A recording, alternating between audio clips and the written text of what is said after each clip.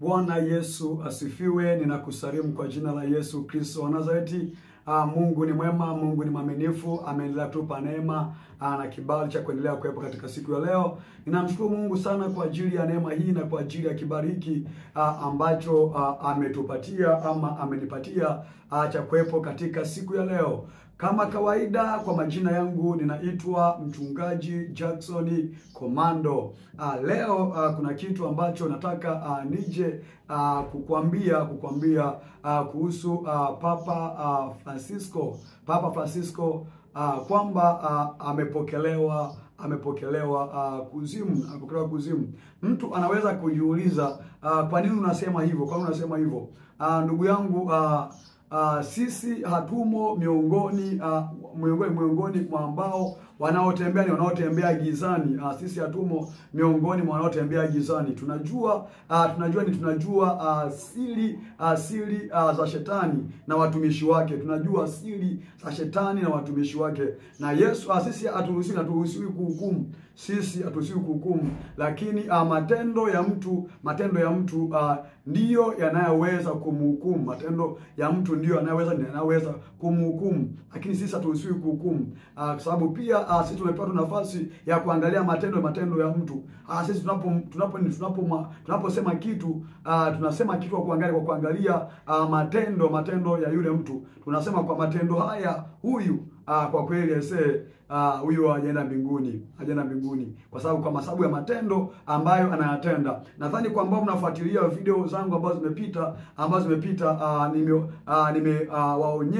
nimewaonyesha vitu ambavyo Freemasoni ama waabudu shetani wanavyokuwa navyo, vitu ambavyo Freemasoni ama waabudu shetani wanavyokuwa navyo katika kupita kwangu katika mitaa ya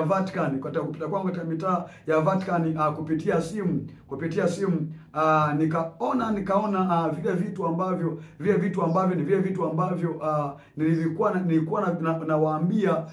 nawaambia kuhusu waabudu shetani, zile nembo zao ama saini zao, nikaziona kwa huyu Papa Francisco. Kwa hiyo kabisa nikatambua huyu ambapo alipo tayari kuzimu tayari imeshampokea. Kwanza katika kupita kwangu katika mitaa ya Vatican kupitia internet nikaangalia kwenye kifua chake nikaona cheni ile cheni namna ilivyo, nikaangalia hapa juu kwenye cheni nikaona fuvu la kichwa cha mtu, nami nadhani nishakuonyesha hiyo ni moja wapo ya nembo za waabudu shetani. Hata ukiangalia kwa msanii wenu huyu ambaye ni maarufu hapa Tanzania, Diamond, ukiangalia kwenye moja wa pete zake pete moja ina alama ya fuvu. Kwa sisi tayari ambao tunajua kodi ama tunajua fumbo za shetani, tayari tunajua kwamba tukiona kitu kama hicho hapo, huyo ni mtu gani katika ulimwengu huu. Tunachofanya sisi ni kuja kuambia nyie, ili kwamba kama ni kuchukua tahadhari, mchukue tahadhari, muwe makini, kwa sababu neno la Mungu limesema kwamba yeye atembee gizani hajua endako, na watu wengi wanatembea gizani hata hawajui wanakwenda wapi. Kwa hiyo tunajaribu kuwapigia kelele kwamba huko mnakokwenda siko, rudini, huko mbele kuna shimo. Tunajaribu kuwapigia kelele kwa sababu wengi wanatembea gizani. Kwa hiyo nilipokuwa naangalia nikaona hicho kitu bado pia katika kupita kwangu katika mitaa hiyo ya Vatican, nikaona kichwani kwake ile kofia ambayo ameivaa, nikaona alama ya pembe tatu, piramidi ile piramidi, alama piramidi nikaiona. Na hiyo nadhani pia ni katika video zangu ambazo zimepita nimewaambia kwamba hizo nini, hivyo vitu huwa wanavitumia waabudu shetani, wanatumia waabudu shetani.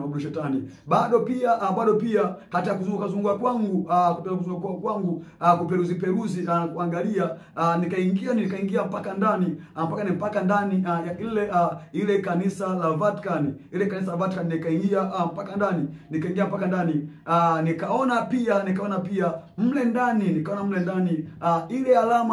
ile alama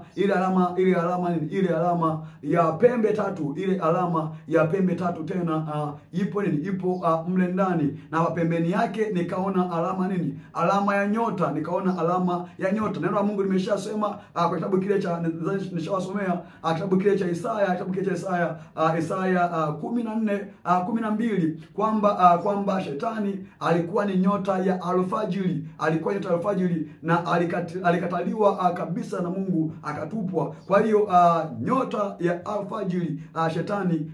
Kwa hiyo nikagundua ni kitu gani ambacho kimejificha. Nawaonea huruma sana mama zangu, baba zangu, kaka zangu, wadogo zangu ambao wameshikiliwa na imani hiyo. Kwa sababu gani? Kwa sababu hii imani ambayo wameishikilia, tunaombea tu Mungu awape neema ya wokovu, kwa sababu hata sisi ni neema ya Mungu ambayo imetuleta hapa, sio kwa akili zetu wala sio kwa nguvu zetu. Kwa hiyo tunaomba Mungu neema ya Mungu iwe juu yao, ili kwamba wasije wakafa kwenye imani hiyo, Na ukiangalia pia hata aina za misalaba ambazo walizonazo, aina ya misalaba ambayo wanayo, ni ile misalaba ambayo imechongoka pembeni. Na mzani pia niliwaambia kwamba misalaba ya aina hiyo ni watu gani ambao wanaitumia. Msalaba wa Yesu upo wazi, hauna sanamu yoyote, uko tupu, kwa sababu Yesu tayari ameshaondolewa msalabani. Kwa hiyo iko hivyo kwa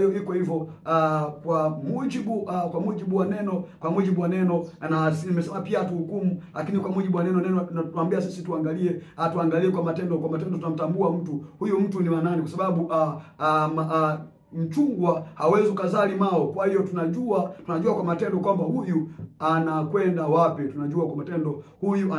Kwa hiyo hicho ni kitu ambacho katika kuzunguka kwangu katika mitaa ile ya Vatican, hicho ni kitu ambacho nimekigundua.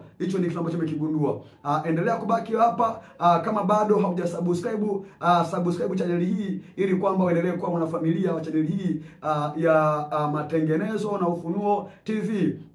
Mungu atakubariki sana. Ukiweza kulike ili kwamba iweze kuwafikia watu wengi, na ukiweza kushare pia Mungu atakubariki sana. Ukiweza kushare Mungu atakubariki sana. Pia kama unanili chochote kile, unaweza kwa comment hapo, nitaona maoni yako, nami nitakujibu. Mungu akubariki sana. Tutakia amani ya Bwana. Shalom.